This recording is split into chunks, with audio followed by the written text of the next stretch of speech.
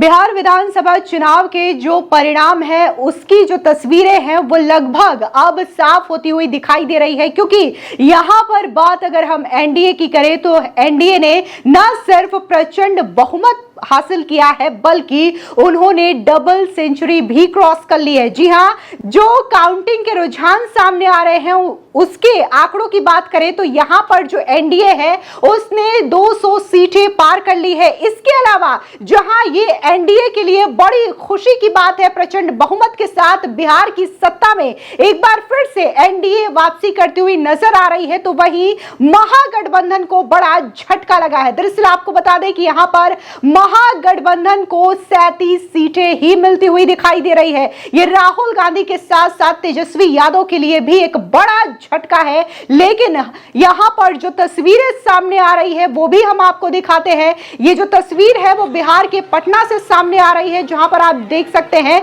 कि बीजेपी और जो जेडीयू के समर्थक हैं वो पूरी तरीके से जश्न में डूबे हुए हैं, ढोल नगाड़ों की थाप में डांस करते हुए दिखाई दे रहे हैं, एक दूसरे को मिठाइयां खिला रहे हैं। लेकिन ये तस्वीर तो आपने देख ली जहां पर लोग जश्न मना रहे हैं, समर्थक और पार्टी के कार्यकर्ता जश्न मना रहे हैं। दूसरी तरफ हम आपको एक बार फिर से जो चुनाव आयोग की वेबसाइट है वहां पर लेकर के चलते हैं और एक बार फिर से बात करते हैं बिहार के तमाम विधानसभा क्षेत्रों की, जहां से बीजेपी और जेडीयू काफी अच्छी बढ़त बना रही है, एनडीए को अच्छी सीटें हाथ लग रही है। और इसके अलावा बात करेंगे बिहार की हॉट सीट माने जाने वाली, जिसको लेकर के बिहार के चुनाव में जबरदस्त चर्चा रही, फिर चाहे वो बाहुबली नेता अनंत सिंह की सीट मोकाबा हो या फिर भोजपुरी के एक्टर और सिंगर खेसारी लाल यादव। इसके अलावा पहली बार राजनीति में एंट्री लेने वाली मैथिली ठाकुर के साथ साथ हम बात करेंगे मनीष कश्यप की सीट। ये तमाम ऐसी सीटें हैं जिस पर लोगों की नजरें बनी हुई है। ऐसे में हम साफ ये जो तस्वीर आपको दिखा रहे हैं वो चुनाव आयोग की वेबसाइट है, यहां पर लाइव अपडेट आप देख सकते हैं। और साफ तस्वीरों की बात करें तो यहां पर जो बीजेपी है वो 90 सीटों के साथ लीड कर रही है। इसके अलावा बात अगर हम जेडीयू की करें तो जेडीयू 81 यानी कि 81 सीटों के साथ लीड कर रही है।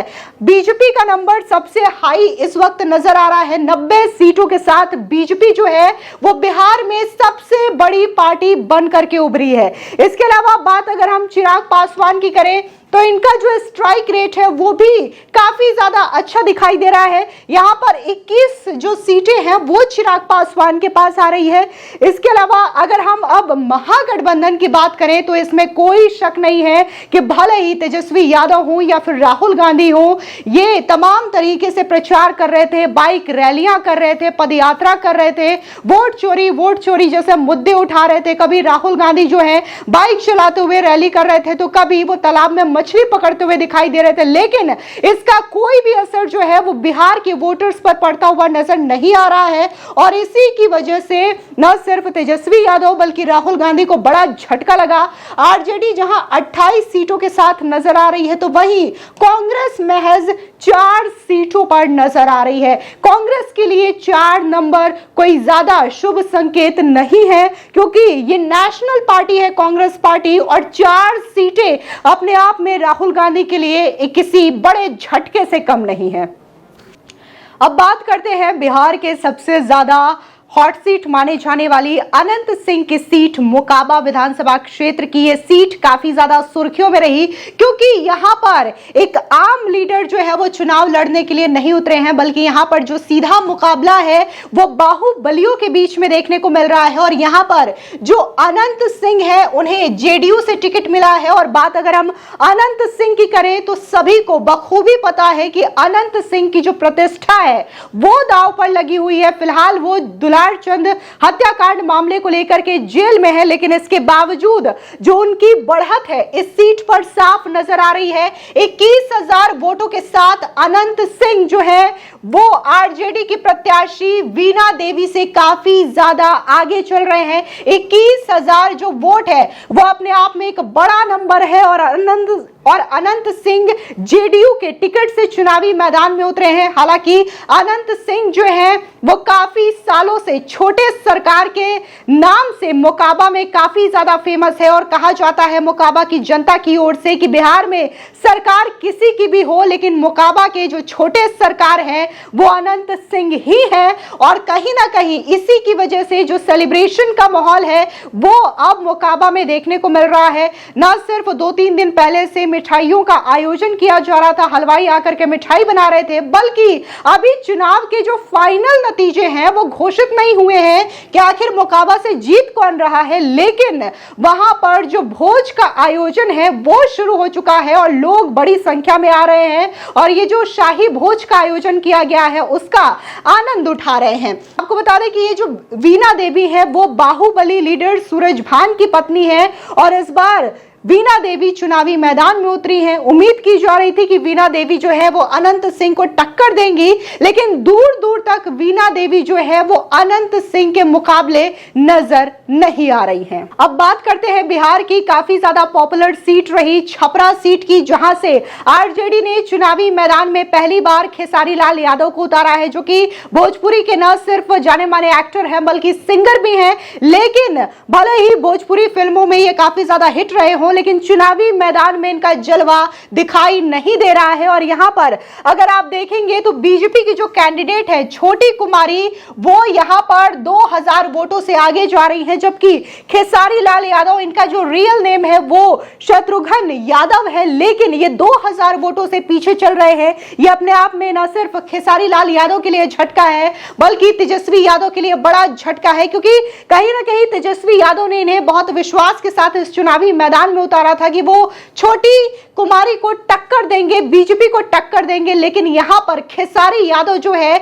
वो अपनी शाख भी नहीं बचा पा रहे हैं। हालांकि इन्होंने पवन सिंह से लेकर के राम मंदिर को लेकर के कई सारी विवादित टिप्पणी की, पवन सिंह की राजनीतिक करियर को लेकर के टिप्पणी करते करते वो पवन सिंह की पर्सनल लाइफ पर भी कमेंट करने लगे और यहां तक कि राम मंदिर को लेकर के उन्होंने न जाने कितने ज्यादा अपशब्द बोले, जहां पर उन्होंने कहा कि राम मंदिर की जगह हॉस्पिटल या फिर एक यूनिवर्सिटी बनाया जाता तो कितना अच्छा होता। हालांकि उसके बाद न सिर्फ आम जनता बल्कि अयोध्या के साधु संतों का गुस्सा भी खेसारी लाल यादव के खिलाफ देखने को मिला और लोगों ने यह तक कह दिया कि खेसारी लाल यादव को जेल भेज देना चाहिए। लेकिन यहां पर गौर करने वाली बात यह है कि खुद चुनावी नतीजे घोषित होने से पहले खेसारी लाल यादव जो है वो मां विंध्यवासिनी के दरबार में जाते हैं, मत्था टेकते हैं, तो कभी बनारस में जाकर के बाबा काशी विश्वनाथ में भी मत्था टेकते हैं। लेकिन देखना दिलचस्प होगा कि राम मंदिर को लेकर के जो टिप्पणी की थी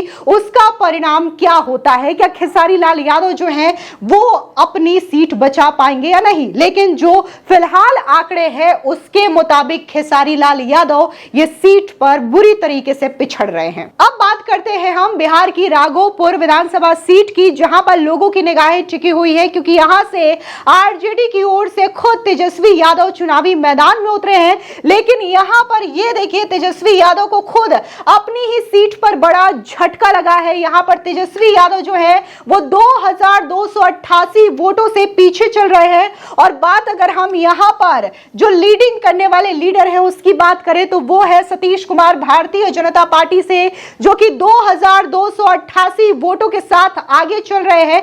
कड़ी जो टक्कर है वो तेजस्वी यादव और सतीश कुमार के बीच में देखने को मिल रही है। अनुमान लगाया जा रहा था कि कम से कम राघोपुर सीट जो है वो तेजस्वी यादव बचा लेंगे, लेकिन यहां पर ये जो तस्वीरें हैं आपके सामने है, चुनाव आयोग की वेबसाइट के मुताबिक तेजस्वी यादव अपनी ही सीट पर बुरी तरीके से पीछे चल रहे हैं। आपको बता दें कि तेजस्वी यादव को महागठबंधन की ओर से बिहार का मुख्यमंत्री फेस घोषित किया गया था, लेकिन यहां पर देख लीजिए कि जिन्हें सीएम बनने की उम्मीद थी, जो सपना देख रहे थे कि वो बिहार के अगले मुख्यमंत्री होंगे, वो खुद ही अपनी सीट पर बुरी तरीके से हार रहे हैं।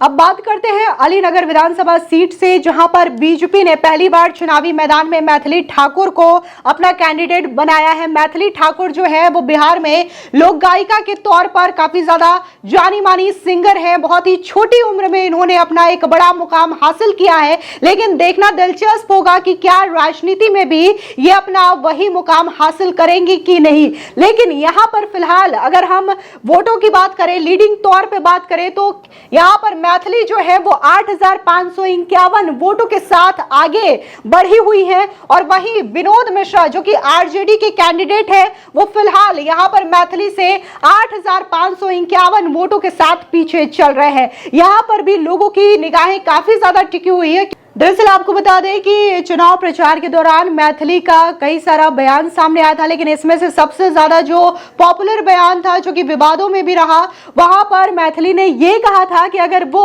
अलीनगर से चुनाव जीतती हैं तो वो यहां का नाम बदल करके सीता नगर कर देंगी। और ये काफी ज्यादा लोगों के निशाने पर भी आई थी। हालांकि मैथिली का यह कहना था, चूंकि मिथिलांचल से ये ताल्लुक रखती है और इसका नाम अलीनगर नहीं बल्कि सीता नगर होना चाहिए, इसी वजह से यह बयान उनकी ओर से दिया गया था। देखते हैं कि आखिर चुनावी नतीजों में क्या परिणाम आते हैं, लेकिन फिलहाल मैथिली जो है वो अपनी सीट से काफी ज्यादा आगे बढ़त बनाती हुई दिखाई दे रही है।